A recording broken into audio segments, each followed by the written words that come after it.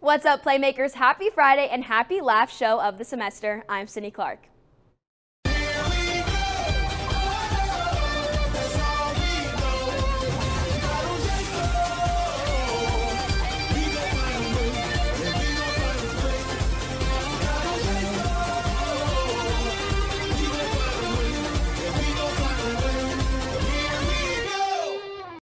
You know what they say, last one, best one, and we have some of the best breaking news all semester long. Just a few weeks after former Louisville Cardinal Haley Van Lith entered the transfer portal, she has already found a new home in the championship bayou at LSU. A star guard for the Cardinals looks to make a major impact for the Tigers after losing star point guard Alexis Morris to the WNBA draft. Haley entered the portal as a no-contact player, meaning that she had to be the one to initiate the conversation with the coaches. But looks like she knew where she was going all along with head coach Kim Mulkey, who she already talked to when Mulkey was at Baylor. If LSU wasn't already a force to be reckoned with after winning the national championship, with Haley on their roster, they will be a double threat. Now, from one news to the other, it's time for some Rock Chalk Rewind with Courtney. Courtney, how's it going? Hey Sid, it's been quite the week for the Jayhawks across the board. The women's tennis team put on an impressive performance but fell to number 11 Iowa State in the second round of the Big 12 Tennis Championship last Friday at the Jayhawk Tennis Center. The loss moves number 28 Kansas to 14-7 overall this season. The team awaits their postseason fate, which will be determined during the NCAA selection show on May 1st. Heading to the Diamond, KU baseball went 0-3 against Oklahoma State at home, but on Wednesday, the boys got their mojo back and secured a 7-5 win over number 25 Wichita State in a game that went to 10 innings. Kansas hits the road to continue Big 12 play and face the Oklahoma Sooners today at 12:30. Swinging to the women, softball went 2-1 against Texas Tech. In Game 1, the Jayhawks took a tough loss 6-1, but in Game 2, Kansas freshman Lizzie Ludwig pitched her first career complete game shutout. The Jayhawks walked it off in the 7th to secure the 1-0 victory. In Game 3, Ludwig and Hamilton pitched the lights out, throwing a second straight shutout, while sophomore Olivia Bruno knocked a home run over the scoreboard. KU took home a 3-0 win, improving their overall record to 22-21. This conference series win is the first for Kansas since March of 2019 against Baylor, and the Jayhawks hope to do it again when they face number 1 Oklahoma this weekend. KU men's golf played at the Big 12 Championship at Prairie Dunes and finished in 8th place at plus 43 strokes. The men shot a team score of 287 on Tuesday, which was their best round of the tournament. Junior William Duquette tied for 9th in the championship at 2 over. Moving over to KU women's golf, Kansas graduate senior Esme Hamilton shot a cool 72 at the 2023 Big 12 Women's Golf Championship at the Dallas Athletic Club on Sunday. This left her tied for 9th, and her performance earned her all tournament honors. As a team, Kansas finished 8th in the event. On Wednesday night, women's golf was selected as an at-large team for an NCAA regional. This is only the second time in program history that the women's team has been selected, so congratulations to our golfers. Throwing it back to our winter sports, it has been a busy week for KU men's basketball with plenty of transfer portal activity. Luckily for you, the Playmakers have stayed on top of it. Carson and Richie are live at Allen Fieldhouse right now to break down some of this movement. Guys, tell me more about what changes have been made so far to the KU roster. That's right, Courtney. There's been lots of movement so far in the transfer portal for KU. But don't worry, Richie and I are here to stay. Richie, let's talk about the first new member of the squad. That's right, Carson. The newest member of the squad that we have so far is Nicholas Timberlake, the transfer from Towson. He shoots a 41% clip from 3. That's insane. I haven't seen someone shoot like that since Carson at the rec center. Hey, what can I say? I think Nicholas Timberlake is a great addition to this team. I think he's a shooter that we desperately needed this season. I think that's why our run was cut short this year. So getting a shooter that we can trust to post up anywhere in the corner, the elbow, and make a shot is who we need. But listen, we also need a big man from Michigan. Tell us more, Carson. That's right, Richie. Hunter Dickinson has KU in his top 2 schools between KU and Kentucky. I think it would be a huge addition. KJ Adams is great, and he's going to stay, but I think we need a big man like Hunter to stay on the team. I couldn't agree. As Bill said in his presser a few weeks ago, we need a man who can get us 20 and 10, and that's exactly what Hunter Dickinson can do. He absolutely produced every year in Michigan. He produced in March Madness. So that's who we need. We need him to be the star of this team. And, you know, we have 3 players that he'd be coming into, 3 main players, so he doesn't have to lead the team because tell him who's here waiting for him. Hey, that's right. I do think that we need another guy that America hates, and I think Hunter can be that guy. But staying on the team is DeJuan Harris, Ernest Uday Jr., and KJ Adams. Those were 3 key pieces the last year, and I think that if they stay, we have a chance at another big run. I can't agree. I think DeJuan is one of the most underrated point guards in the nation. So giving him a bona fide 20 and 10 score in the post is something that I can't even imagine what's going to happen. DeJuan could average the most assists in the league easily. You know, and KJ is really coming into his own. We saw this year that he's a great post threat, and he's so athletic, and Ernest is just going to keep getting better and better. So what do you expect if Hunter comes? What do you think we can achieve? I think it'd be sweet to have them both down low if we have Hunter and KJ both on the court at the same time. I think that DeJuan lobbing the dunks to them and Ernest at the same time would be absolutely sweet. You know, I think it'd be amazing. You know, that's how the transfer portal activity is going so far, and, you know, it's been a pleasure. Me and Carson are here at the beautiful Allen Fieldhouse. So, yeah, that's what we got. So, Courtney, we're going to kick it back to you. Carson, Richie, thanks for that breakdown. Looks like you guys are having fun out there. I'm incredibly interested to see what the team and others will look like next year, but that's a discussion for a later date. After the break, we've got some NFL draft content that is taking place just down the road in Kansas City. Stay right here.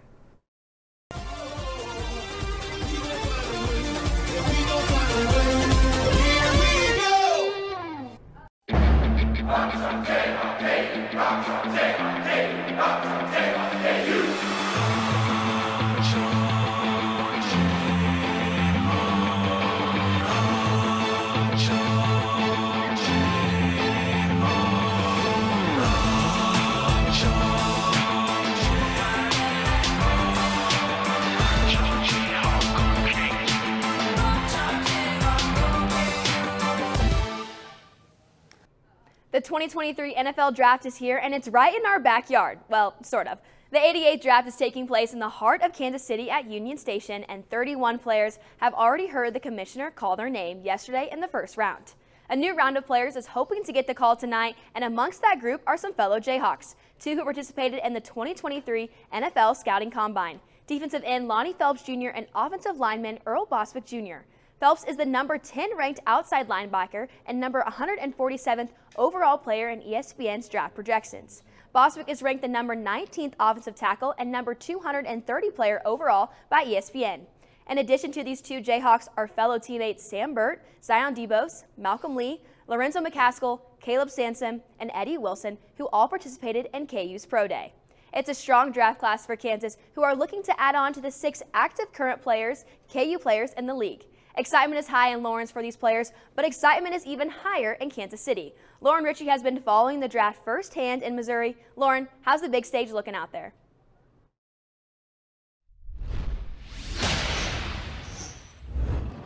Welcome to the 2023 and 88th NFL Draft here in Kansas City, Missouri, in the downtown area surrounding Union Station and the World War I Museum and Memorial.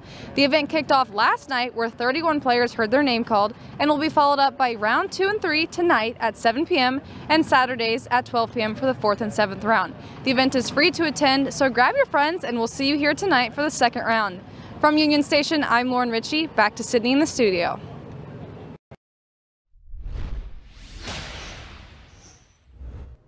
Thanks, Lauren. Casey looks electric right now, and Roundtable with Reed is also an electric one today. Reed, we have some round 2 coming up tonight. What are your thoughts? Thank you very much, Sydney Clark, fellas. You know the music. You know what that means. It's NFL draft time. It's NFL draft time, and with the NFL draft comes winners, come losers, and some best fits. And that's exactly what we're going to get into. Bez, let's get it started with you. Who is your big winner from Thursday night? My big winner, I got the Philadelphia Eagles, just coming off of a Super Bowl appearance where their defense got torched by Patty Mahomes. They go with 2 of the best defensive players in this draft class, Jalen Carter and Nolan Smith, both Georgia guys. So now what? They've got 4 or 5 guys from Georgia on their defensive side of the ball. I mean, I think they did a great job. Jalen Carter, a lot of questions around him. Yep. I like Philly's culture. I think he can fit well in there. Nolan Smith, some injury questions. But when you have a pick at 30 after already taking a first-round selection, that's a luxury pick. So even if he does have injury questions, why not take the most talented player on the board? I really like what they did. I went with another culture fit for my winner. I took the Seattle Seahawks. Jackson Smith and Jigba, such a good culture fit there. Just add another electric wide receiver to that core of wide receivers that they already have with Metcalf and Lockett. Lockett on a prove-it year. If that falls through, you've got Njigba, and he'll be your second guy. They also pick up Witherspoon with the 5th overall pick. Blake, a team that traded up and made a lot of moves, almost a little draft day like. Vontae Mack, no matter what. That's the Houston Texans. Yeah, if you want to see a draft day scene on a real draft night, you got it last night. I mean, the Houston Texans go and take their franchise quarterback at 2 and C.J. Stroud, who I thought was the best quarterback in the draft a long time ago. And then they're like, oh, hey, let's go get the centerpiece of our defense also in Will Anderson, who happened to have more sacks in college than Aaron Donald.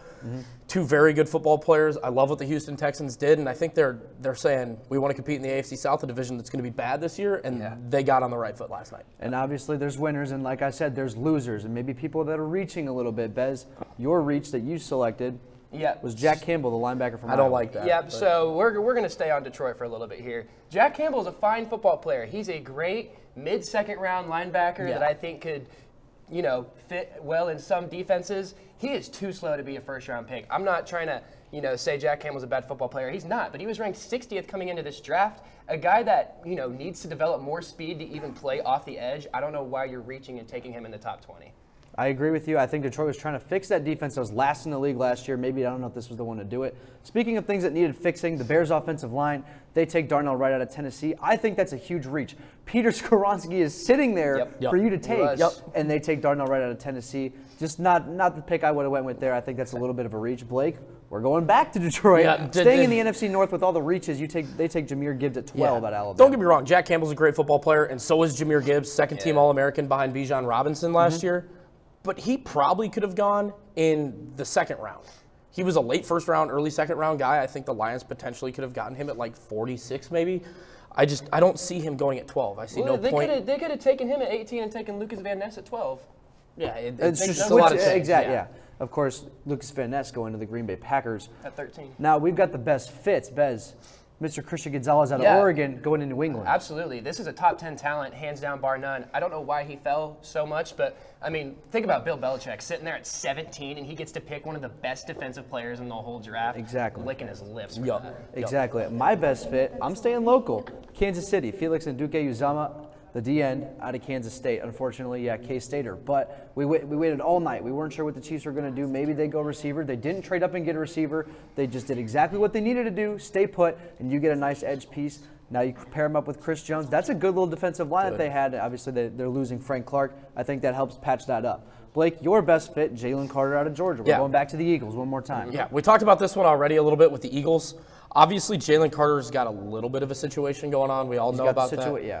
The locker room combination, though, for the Eagles, they got Sirianni, who's great, Jason Kelsey leading this squad. They know what they're doing, and they're going to help keep him in shape. He's arguably the most talented defensive player, maybe the number one overall prospect, I think. Jalen Carter is an absolute stud. Fletcher Cox leading that D-line group as well. The D-line's going to be Philly. a nightmare for any other team next year. We've got 6 more rounds of draft to go. Make sure you stay tuned right here on Playmakers KU. Thank you guys for tuning into the Roundtable with Reed all semester, all year long. We'll be right back after this break.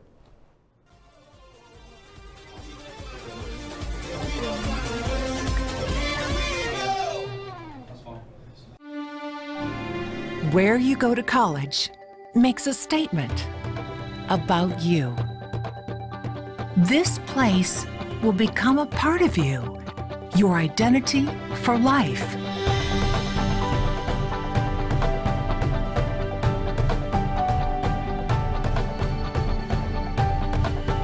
The University of Kansas, a great place to be you.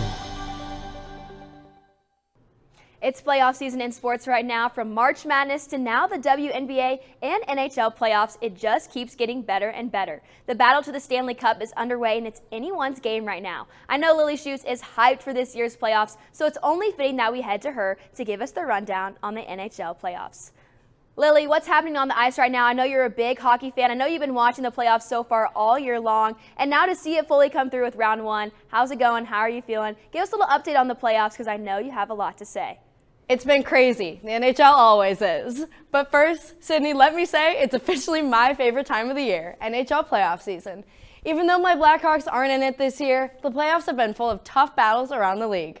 Let's get into a recap of the Game 4s, 5s, series clincher, and a look forward to the Game 6s. In Game 4, the Carolina Hurricanes took a 3-1 series lead against the New York Islanders.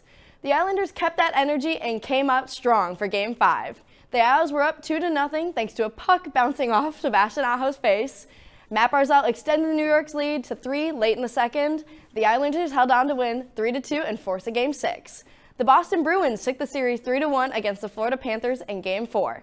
Game 5 was Wednesday night, and the Panthers led for most of the game. Late in the third, Taylor Hall scored for Boston to send the game into OT. Matthew Tkachuk came through for the Panthers to win it 4-3, and the Panthers held on for a Game 6. The Dallas Stars were able to tie the series 2-2 in Game 4 over the Minnesota Wild. Game 5 was Tuesday night, and Dallas had a big 3-0 lead thanks to 2 power play goals. This game was all about Dallas, especially goalie Jake Ottinger. Dallas won 4-0 and take the series 3-2. In Game 4, the Edmonton Oilers beat the LA Kings to tie the series 2-2. They played Game 5 on Tuesday night, with period 1 being a back-and-forth battle ending with Edmonton up 3-2. Bukestad then tallied 2 goals, along with Zach Hyman also taking a puck to the face for a goal. Edmonton was able to win 6-3 and push the series to 3-2. The New Jersey Devils and the New York Rangers played Game 4 on Monday night, with Jersey tying the series at 2. They played last night, and it was all about the Devils again. The Devils held the Rangers scoreless with a 3-0 lead through the third. With a shorthanded goal from Dawson Mercer, Jersey continues their tear to win 4-0 and lead the series 3-2. The Toronto Maple Leafs and Tampa Bay Lightning played on Monday for Game 4, and Toronto had an unreal rally to seize the series 3-1. They played Game 5 last night. A goal late in the third from Nicholas Paul, along with Alex Killhorn's empty netter, the Lightning held on to win 4-2. This forces a Game 6, and the series is now 3-2. The Seattle Kraken held their own in Game 4 against the Colorado Avalanche to tie the series 2-2. They played again Wednesday night. After a scoreless first, both teams kicked it up in the second and third periods. Ty Cartier netted his first NHL goal to put the Kraken over the Avs and take the series 3-2. The Vegas Golden Knights took a 3-1 series edge over the Winnipeg Jets. They played last night as well, and Vegas took a quick lead in the first. They held the Jets 4-0 after the second. In the end, thanks to 2 goals by Chandler Stephenson, Vegas was able to win 4-2. This makes Vegas the first team to clinch a series and move on to the next round. Just think, this is only round 1. There wasn't a single sweep in any of these series, and Vegas is the only team to clinch. So we have a few great rounds of hockey ahead of us until the Stanley Cup final. While my head in April is all about the NHL playoffs, other people like Namdi are focused on the NBA playoffs. Namdi, give me a little help. What's the NBA looking like right now? What's going on, everyone? Namdi Anike here. Very bittersweet because I'm outside of the J School for our last show. But do not worry. I'm talking NBA, my specialty. Suns, Nuggets, they've already clinched their spot.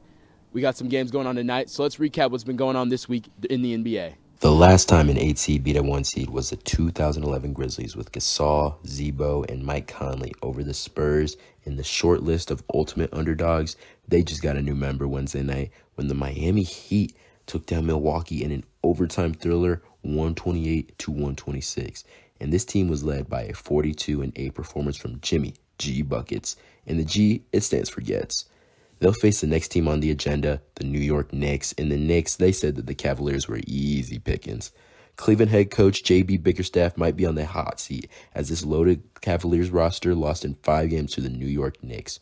Julius Randle, he only played 16 minutes due to an injury, but don't worry, Brunson and Barrett, they took care of business. The soap opera that is Lakers and Grizzlies, it just continues. After a LeBron buzzer beater on Tuesday night and an overtime win, the Lakers look poised to bust out the brims for a gentleman's seat. Instead, the Grizzlies turned up in Game 5 with a Morant takeover. He poured out 31, 10, and 7 in a 116-99 win. Game 6 is tonight. Will the King put the jester Dylan Brooks in his place, or will the Prince of Grind City John Morant take over the kingdom and move on? 123-116. The reigning champs are tired of any slander they've received as they've won 3 in a row to go up against America's darling, the Sacramento Kings. Vintage performances from the OGs as Curry had his 31-8, Klay Thompson had a 25-point performance, and even Draymond off the bench contributed to 21 points the other night for Golden State. The Kings, they got to figure it out with a Game 6 tonight at Chase Center. But hey, I've been Namdi Anike for your NBA playoffs recap, but let's pivot to this week's Playmakers Parlay. What's up, Playmakers? I'm Matt Menier here with Jordan Ziegler, and we're giving our Playmakers Parlay our top 4 picks for this Friday's action in sports. For first, I'll start off with Lakers minus 4.5. Just look at some betting trends as of late. The Grizzlies are not favoring. They're 0-4 against the spread in the last 4 in LA, 1-4 in the last 5 meetings, 0-4 in the last 4 games against the spread to win. This team is just, I think the Lakers are favored for a reason. LeBron James, Anthony Davis, Rui Hachimura has been a really good addition at the trade deadline for this team, and I think the Lakers are going to cover 4.5 at home. Yeah, the second leg of this parlay, we're going to move on to baseball. The Mariners' money line at plus 115 is really good value at the second leg. Luis Castillo's on the mound for the Mariners, one of the best pitchers in baseball right now. 1.52 ERA, 1.65 FIP, and a WAR over 1 this season. He's been really good, and the fact he's starting and the Mariners are still at plus money just makes for great value on Friday night against the Blue Jays. Next game, we're going to the Kings and Warriors, probably the best series so far in this NBA playoffs. I'm rolling with the Kings plus 7.5 here. I think the Kings are really talented. They got the Aaron Fox, Demontis Sabonis, Malik Monk has really come on as of late. And this last game, they played against the Warriors in Golden State. They only lost by 1 point, and that was on. They could have won the game, but Harrison Barnes missed the game-winning 3. So I really like them to cover 7.5 points and possibly take this to Game 7 back in Sacramento. Yeah, and then our fourth and final leg, of course, is going to be baseball one last time. It's the Phillies plus 1.5 against the Astros on Friday night. Framber Valdez versus Aaron Nola. I'm rocking with Aaron Nola. He's had kind of a bad start to the year, but he's still upper percentile in extension and in spin rate, and he had a sub-3 FIP last year. All metrics suggest that he's going to figure it out, and I'm taking the risk in saying he's going to figure it out on this start and keep the Phillies within 2 runs of the Astros on Friday night.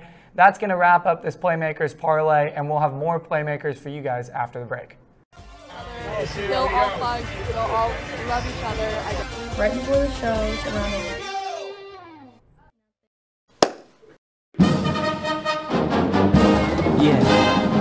Yeah, I always just clap in this part.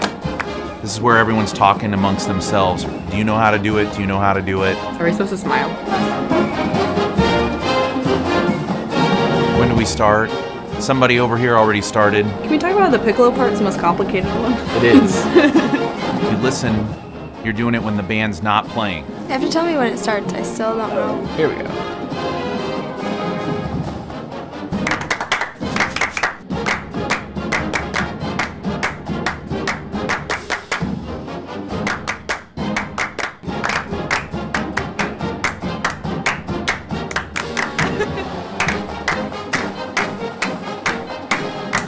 Just clapping now.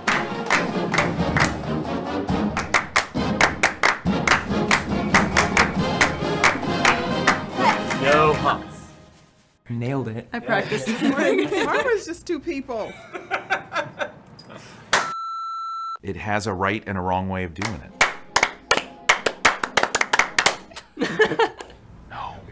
No. Wrong. I like my way better. I don't know how to 1, do 2, the 3, end. 4. It's just I don't know the Sorry. head.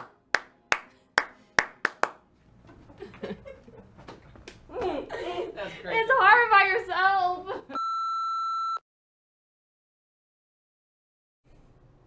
Before I start the fun play of the week, I would like to issue a slight warning to Jackson Reed, the Milwaukee Bucks fan of our crew. On Wednesday night, the NBA playoffs got heated, no pun intended. The Miami Heat took down the Milwaukee Bucks in Game 5, where the Bucks were fighting to stay alive. With just seconds left in regulation and the Heat down by 2, head coach Eric Spoelstra called a final timeout to draw up a plan for his offense. And who other to call than Jimmy Butler to deliver, converting a pass from Gabe Vincent to throw in what became the tying bucket for 2 of his 42 points on the night. Take a look. Over the top to Butler, up and in! Jimmy Butler ties the game with a half second to go. What a play call. Milwaukee had a timeout. That shot spurred Miami onto an eventful 128-126 overtime victory over Milwaukee, pushing the Heat to the next round. Did we see one of the biggest upsets in NBA playoffs history as the number 8 seed Heat took down the favorite to lift the Larry O'Brien Trophy for the second time in 3 years? Time will only tell as the playoffs continue. It's been a fun semester with a lot of memories, and it's time to take a look back at all of the Playmakers crew favorite moments. My favorite Playmakers memory was the Big 12 tournament when Chad and Jackson and I went to Kansas City and covered the Jayhawks, but my favorite part was after the first day. We were so tired after being there for like 18 hours that we all got back. It was like midnight and we all went and got pizza and just like ate it, and it was so fun to just hang out with our friends outside of Playmakers, but also get to travel and cover the Jayhawks. There was one time that I literally screamed at Carson across the studio, and Carson like freaked out and like turned around, and like Lily was like, "Karen, why'd you yell at him?" And I was like, "I didn't mean to." We were just in the moment. Whatever we needed to do got done. Show looked good that day, so just remembering the life when we all yell at each other, we still all thugs, we still all love each other. Right before the shows, around 11 o'clock, when we're just all sitting out there seeing each other, talking about the most random sporting events, the most random news in sports, debating about the most ridiculous things in sports, and just kind of getting to know each other outside of the show. It's definitely just been the people I've been surrounded with. Not only is there a great bond inside the studio, but also outside of it, and I know I'll cherish these friendships forever. When my mom and Jackson and Blake's mom came to visit, and they got to watch the show, and everybody was super nice and so welcoming, and I know my mom had a great time, and that's why we do it, you know? We do it to show the people we love, and we want them to see what we're involved with at school, so having her get to see what I do every week was probably my best memory. Our long-term goal this year was to get recognized for an award, and I would say that would probably be my top memory of the semester. So the roundtable when we brought Chance Laurie on and just made some outrageous takes about college basketball, saying TC was going to be a 1 seed. None of them turned out to be true, which is not ideal, but it was funny at the time, and it's great. Was when Richie and I got to do the Playmakers parlay for the Super Bowl. It was my first time working with Richie, and it's been amazing ever since. First Playmakers parlay, when we figured out me and Carson were the dynamic duo of the show. It's got to be it. being welcomed into the show with open arms and just talking sports with everybody every Friday morning. Going out with everyone and having a little bit of team bonding. It's always fun hanging out with everyone inside the studio, but it's also really fun to see everyone outside the studio and all of our different personalities. Going to Baylor, the KU Baylor game, and hanging out with everyone in Waco and North Texas, and then getting kolaches at Cal's recommended spot. That was a great time. We love you guys, and what a great year. Well, Playmakers, has been another fun semester in the studio, and we couldn't have done without our two producers, Lily Wachowski and Caroline Soro, and the one and only Cal Butcher. But don't worry, we will be back next semester for more Playmakers content. If you don't already follow, make sure you follow us on social media at PlaymakersKU. And remember, it's not about the game you played, but the plays you made. Rock chalk, and we will see you all next semester. Deuces, everybody. Have a good summer. Oh, yeah.